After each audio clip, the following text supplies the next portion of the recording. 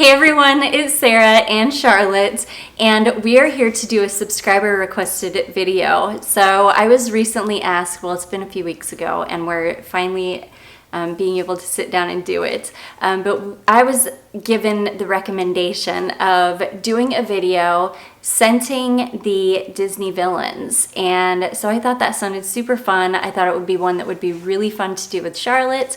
Yeah. So we have all of the fragrances here that we picked out, scenting seven different Disney villains. So who are we starting out with, baby? Queen of Hearts. Queen of Hearts. So Queen of Hearts from Alice in Wonderland. Charlotte knew that she wanted a red perfume. She said immediately, we need a red perfume that's really strong in a bright red bottle. Yeah. And I knew immediately which one. So show them which one we're... This one. So we have got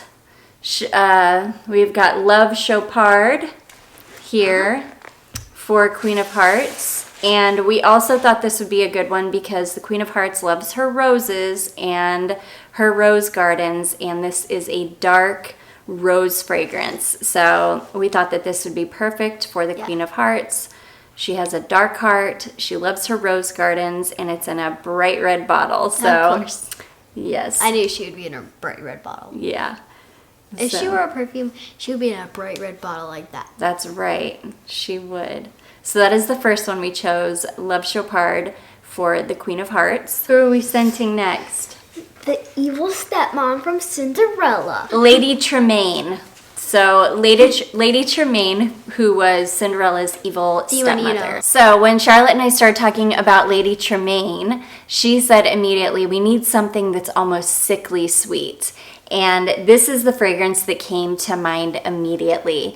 This is White Diamonds Luster from Elizabeth Taylor. This is borderline sickly sweet. It's got a slight powderiness to it, and it's very mature smelling. And I could totally see Lady Tremaine wearing this in my head, because it's one of those kind of timeless fragrances where you could see this having been around, I wouldn't say you could see it being around 100 years ago, because there are definitely a lot of like synthetic fruit notes and things in it. But I don't know. We just knew that we were thinking that she would smell like borderline nauseating, and like a super classic or I don't know, perfume.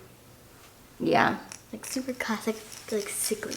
Sickly sweet, but we knew that we wanted her to smell kind of classic, because she wouldn't go too far outside the box. Yeah. I also didn't want anything too expensive for her because she was a gold digger. She she married Cinderella's father for his money and for her position, and so she would have been the type of lady, I think, that would have worn perfumes that smelled more expensive than they actually were, because before she met Cinderella's dad, she probably wasn't able to afford super expensive perfumes, so she would have wanted to smell more expensive than she could afford.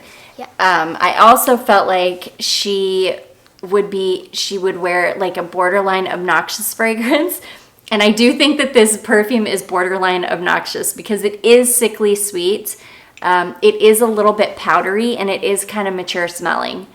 I don't know. That's just, both Charlotte and I thought that as soon as we smelled it, we were like, oh yeah, that's definitely Lady Tremaine. Mm-hmm. So anyways, that is Lady Tremaine and White Diamonds Luster from Elizabeth Arden.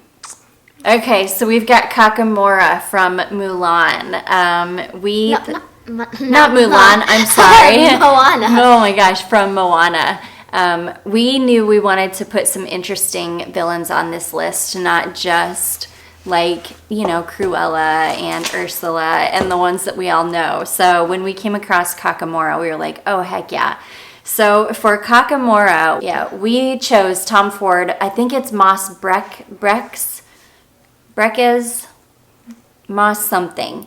But Kakamora was kind of fiery and smoky up until the end when they returned what did they return to her, baby? The little green. Tafiti. Okay, so Kakamora was all like smoky and fiery and lava until they restored her with the stone. The stone. Yeah, I can't remember what I want to say. Yeah, I just can't remember the name of the stone. But Tafiti, I think. Tafiti. I think. Yeah. And then she got beautiful and green and lush. And so to us, Tom Ford, Moss, Breches, if that's how you say it, it definitely has like a smoky undertone to it, but it's green too. It's like this beautiful, rich, earthy, smoky green fragrance that we thought, and the color of the atomizer on this one was just perfect too. So we thought that fit Kakamora perfectly. So that is Tom Ford's Moss Breches for Kakamora from Moana. Okay, so next we have Maleficent. So Charlotte knew. Hey, show him the bottle, baby. Okay, so next we have Maleficent, and for this one, Charlotte picked out Carolina Herrera, Good Girl Supreme. And I think she was really drawn to the bottle of this one because it's so sparkly and black and beautiful, just like Maleficent. And it just looks like something Maleficent will wear. But the fragrance inside smells like something Maleficent would wear. It's beautiful and rich and cozy and warm and kind of seductive and dark smelling, and it's just really beautiful. It's like Carolina Herrera. It's like the original Good Girl, but it's a little more well-rounded. It's got more tonka in it.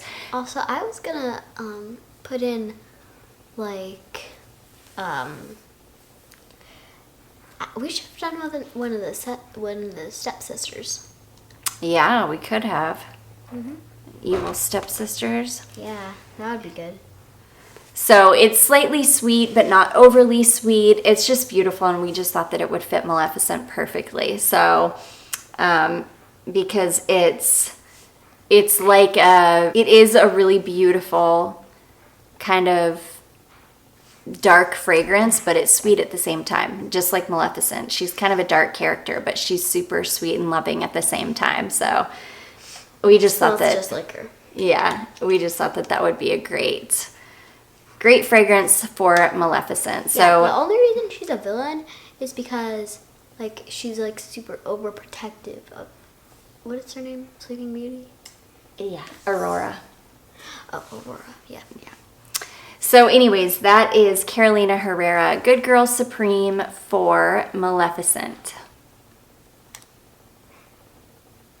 All right, who have we got next? How about Ursula? Yeah. Okay, so of course we had to scent Ursula, and immediately I thought of aquatic. I really wanted to find a fragrance with ink in it because that would have been perfect, something with ink. But I think I might have one fragrance in my collection with ink as a note in it. But I would have to like dig and research forever to remember which one it is. So I immediately thought of my second choice, which was Zoologist Squid. And when I pulled that out and showed Charlotte, and then I dabbed a little bit on her so she could smell it, she was like, oh yeah. So squid is aquatic, it's salty, it's got ambergris in it and salt, and it smells kind of like the ocean. And of course, it's actually a little decant. Yeah, so I just have a little sample of squid. I don't have a full bottle of it, but I knew, and I'll put a picture of the full bottle of it on the screen here. But yeah, I just thought that was perfect for Ursula. Just because of my new shoes on here too. They're super high heels. Yeah, platforms. Yeah, platform boots. So anyways, that is Ursula, and we chose squid for Ursula. Let's do Cruella. I knew Cruella had to go.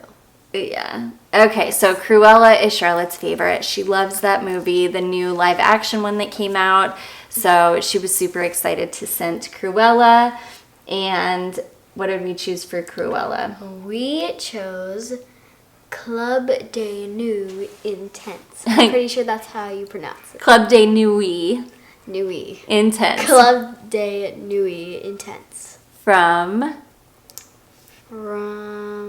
Armagh. So for Cruella, we knew we wanted something really dark because Cruella is pretty dark. Charlotte knew that she wanted a black bottle. Yeah, she definitely would like this black square bottle. She had a really dark backstory in like the movie. She did. Yeah, it was really sad, kind of. Yeah. And so we just knew we wanted a dark fragrance for her. It's dark, it's kind of exotic, it's a really dark, deep, kind of incensey, resinous, spiced rose. And yeah, we thought that would be perfect for Cruella de Vil. So anyways, that is Armagh Club de Nuit, and that is what we chose for Cruella. Now, who's this for? The Evil Queen. Of course, Evil Queen. Yes, so last but not least, we've got the Evil Queen from Snow White. Lalique. Lalique. Encre, Noir, pour Elle. When we thought about the Evil Queen, I immediately thought of the live action film with Charlize Theron and if that's how you say her name. And she was in that big, cold stone castle. She's a very cold person. And so we immediately thought of Lalique, Encre, Noir, pour Elle, because it is it's a really cold, soapy rose fragrance.